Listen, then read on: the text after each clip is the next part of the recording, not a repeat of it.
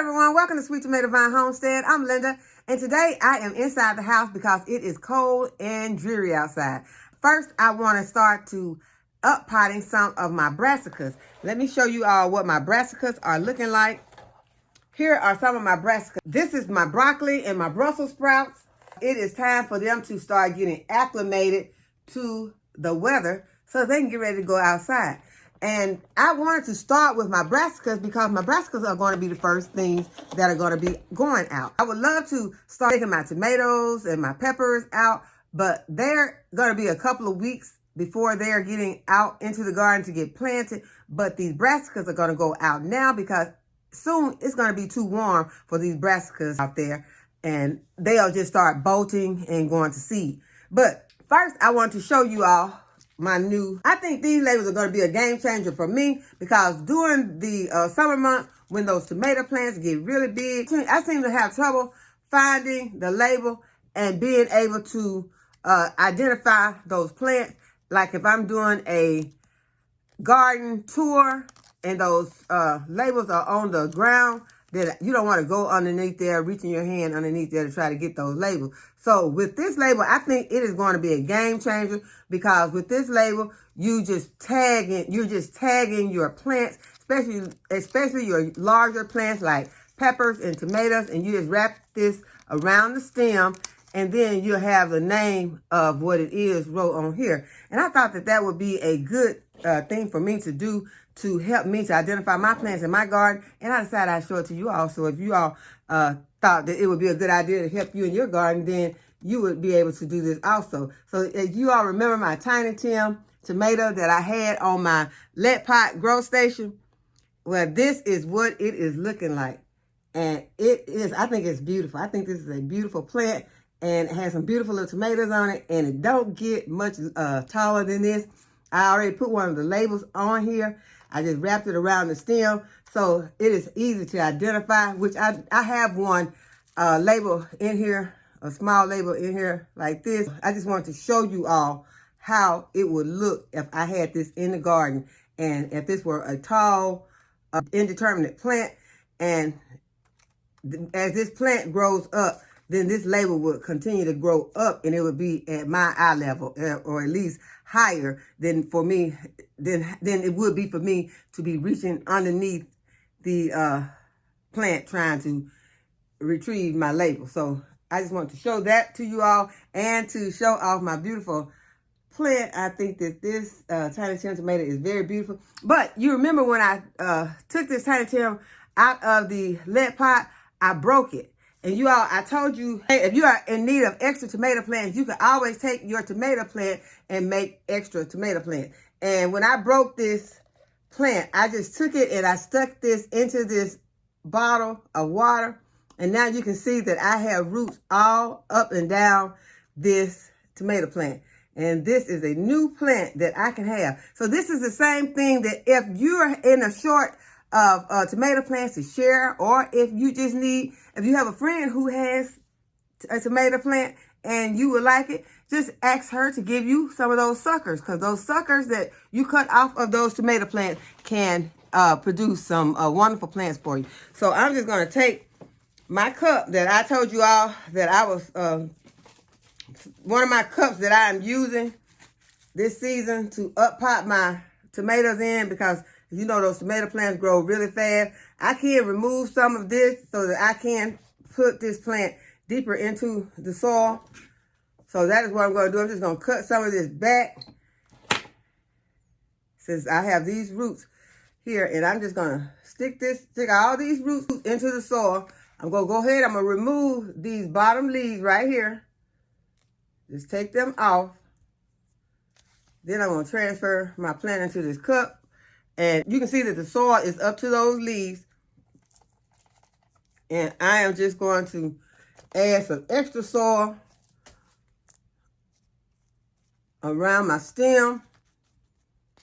And now I have a new plant, and it is already rooted. So you all go ahead, and if you are having a shortage of plant, go ahead and get you some extra plant. So I'm gonna go ahead. I'm gonna use some of this water that I had to water this plant in. So I need to go ahead and put this on my tray.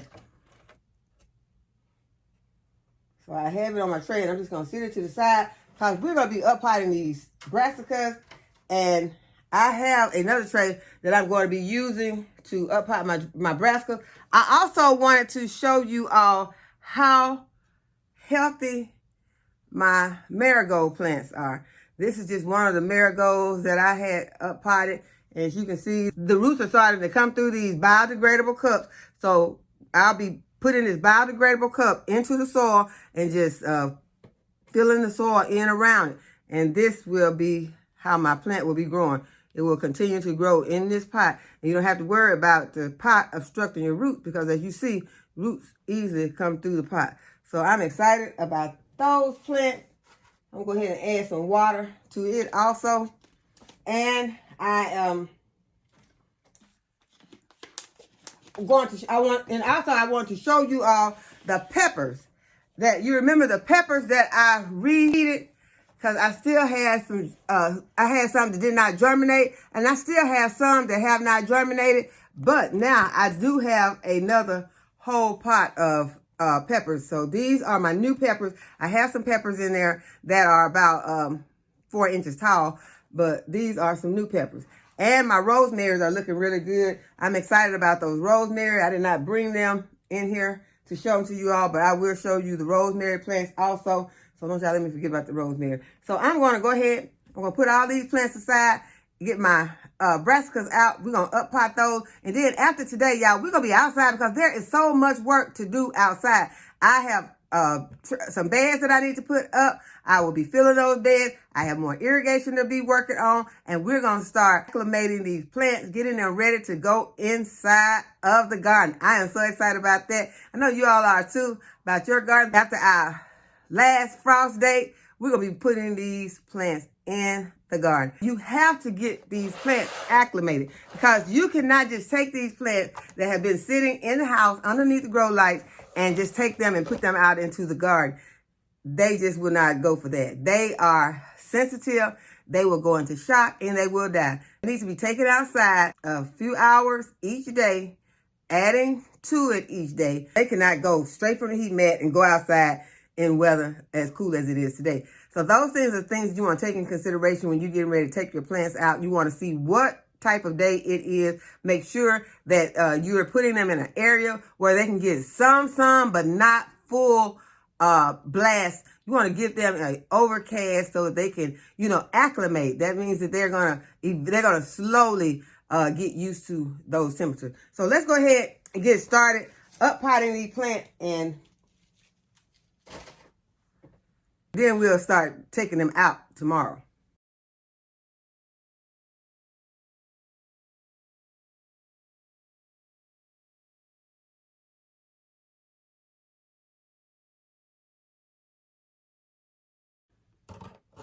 And the first plants I'm going to be doing are my cauliflower.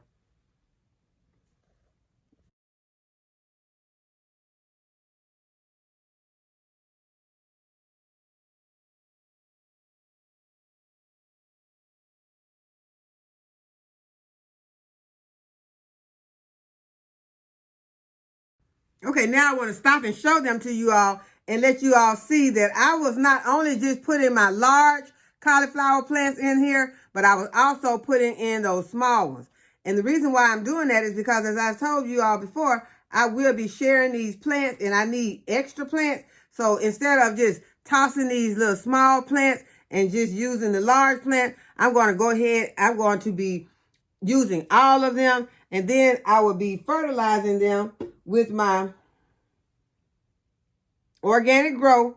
And at this point, I have started to using the full dose of organic grow.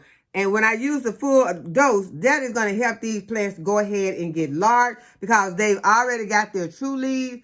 They will be getting ready to go out into the garden real soon.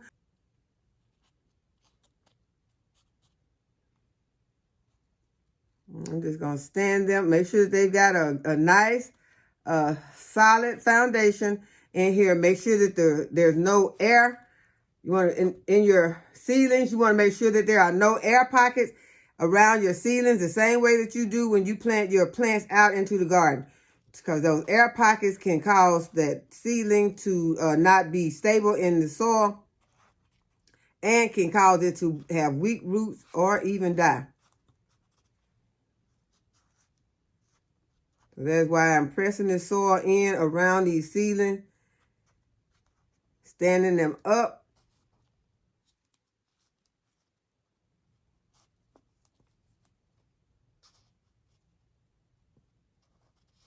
And also giving them a good foundation.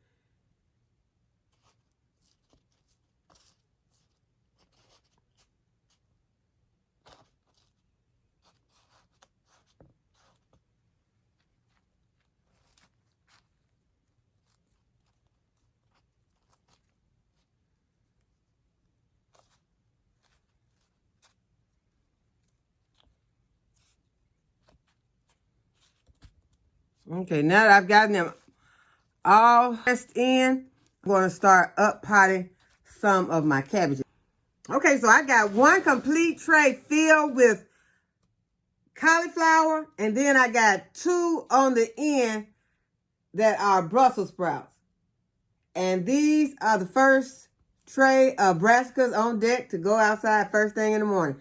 So I'm going to go ahead and take this tray and put it away and then get another tray out to continue up potting. Okay, y'all, the next plant that I'm going to be up potting is my Jamaican sorrel. And as you can see, they have gotten pretty long. This is what my Jamaican sorrel plants are looking like.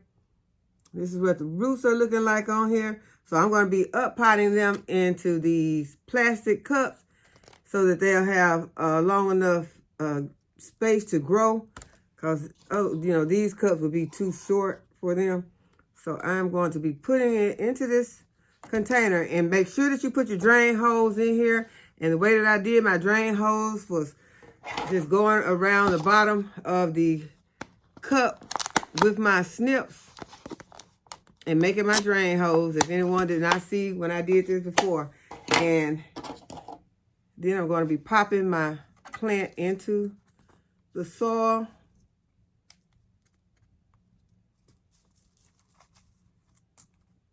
Trying to get those roots down in the soil. And then I just backfill around the plant. Kind of put that plant in the center and backfill around it. And y'all know these plants will get huge. Last season, these Jamaican sorrel got to be some small trees. And the stumps, the roots of them are still in the garden. So we're going to have to get those out because I don't think they're going to come back, but they are deep into they're deep in the soil. This is what our Jamaican sorrel seedlings are going to be looking like.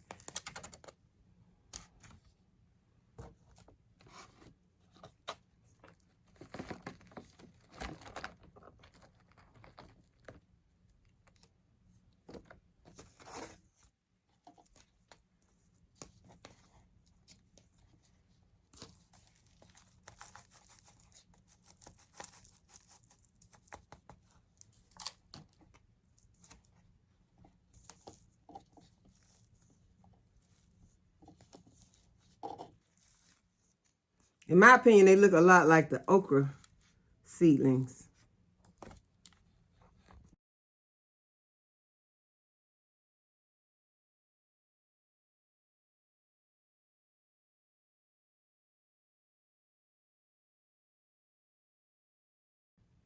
And I had those Jamaican sorrel plants in this tray with these ground cherries and these goji berries. So you can see how much faster those Jamaican sorrel germinated than these berries. But some of the huckleberries and the goji berries have germinated. And this one right here is the pineapple tomatillo ground cherry. But the other ground cherries, the Hanover and the Aunt Molly's, they have not germinated. Those ground cherries have not germinated yet, which I'm not really worried about it because I'm sure that we'll have ground cherries popping up out in the soil outside. We'll have because ground cherries, they reseed themselves very well. So I'm not worried about those ground cherries, but I did want to have some to be able to place them where I want to, which I can still pull those when I see them popping up in the garden and then place them where I want them. So we'll definitely have ground cherries this season. But all of these right here are the pineapple. So that lets you know that the pineapple, tomatillo ground cherries do germinate faster than the Aunt Molly's in the handle. Well, they did in this case, it did. I'll be putting these back underneath the grow light so they can continue to grow. Y'all, some of the questions I get asked about my seedlings is what kind of problems I have with them. And y'all, one of the problems I've been having with my seedlings is like on my potato plants. These plants will absorb this water really fast. And if you don't watch it, you'll come back and your water level is really low and your plant is suffering when that water gets low. You need to make sure you keep your water level up. And also to watch that water. If that water gets really cloudy, go ahead and change this water out, because if it gets cloudy, it will rot your potato. Make sure that you keep an eye on your sweet potato slips in your potato, that your potato is not rotting and that your sweet potato slips are looking good and that you're keeping your water from getting cloudy and that you're keeping the water level up. And another thing is to just make sure you're checking your plants, make sure they're not drying out, because that is another problem. Even though some seedlings were soaking wet, I had some seedlings that were dried out. So you just have to check on them every day to make sure that your seedlings are not dried out or that they're not wet, and that you're giving them enough air circulation. And that means just blowing your fan on them each day, because those things will happen, and those you can easily lose your seedlings in just one day. Okay, so now I'm going to up pot. I have some moringa right here that has grown, and I'm going to go ahead. I'm going to up pot these moringa, and it has started to thunder. It's been raining, but now it is starting to thunder. So I'm going to go ahead. I'm going to do these, and I think that I'm going to end the video after I up pot these moringas, because I don't like to be doing too much when it's lightning, because when it's thundering, it's lightning. So I'm going to go ahead, I'm going to do these, and then I'm going to end the video. I've got a little bit of yellowing on the leaves. Get these up potted. I don't want them to start struggling in these containers, because moringas love to grow. So I'm going to get them into something where they'll have more room to spread their roots out.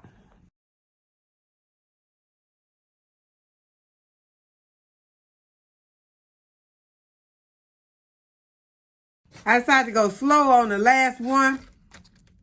Moringa roots can grow deep.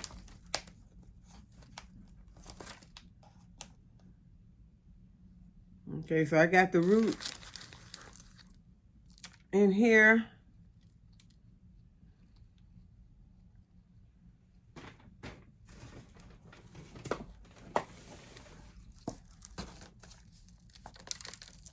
I just like to center that plant. And these are actually trees, moringa trees. And I am putting it right there in the center and then pressing the soil in around it, trying to keep it centered. And then I'll go ahead and water these in. And I think I'm gonna give them some fertilizer.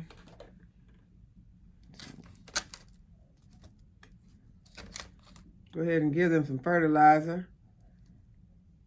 And this is my organic grow.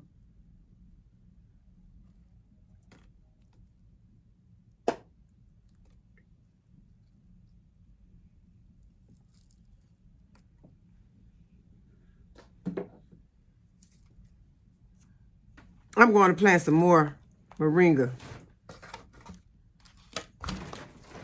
Since I have a lot of seeds left, and moringa seeds might not be viable for many years, and I've had these seeds for a couple of years.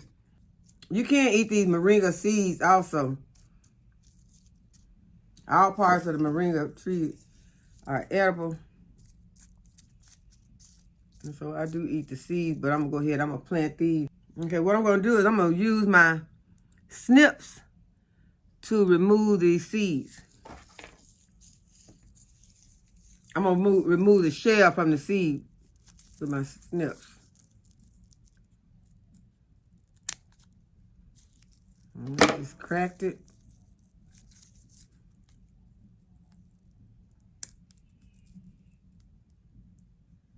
And then remove the seed and plant it in your soil. You don't have to plant it deep. I planted about a half an inch deep.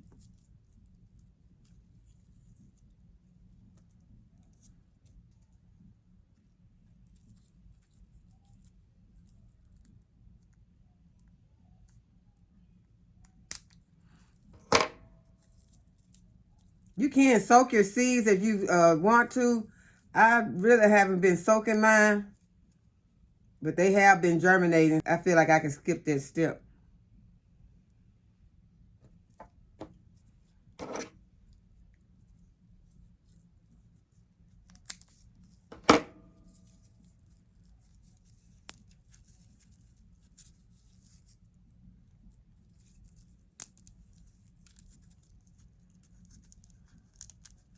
Crack this with the snips, not with my nails. Let's do one more.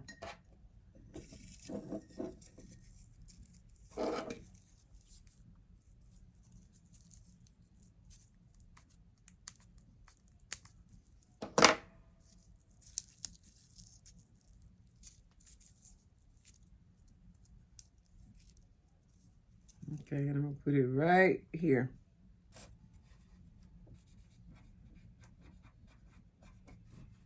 And that is a moringa tree. I have a lot more up potting to do, but I'm not going to have you all stick around for all of that. We will be outside tomorrow because the weather is supposed to be much clearer and we're supposed to have warmer temperatures. So I hope that you all have enjoyed the video and that you give it a thumbs up and subscribe to my channel. And go ahead and hit the notification bell to be notified when I upload a new video. And as always, thanks for watching. I'll see you in the next video. Bye-bye.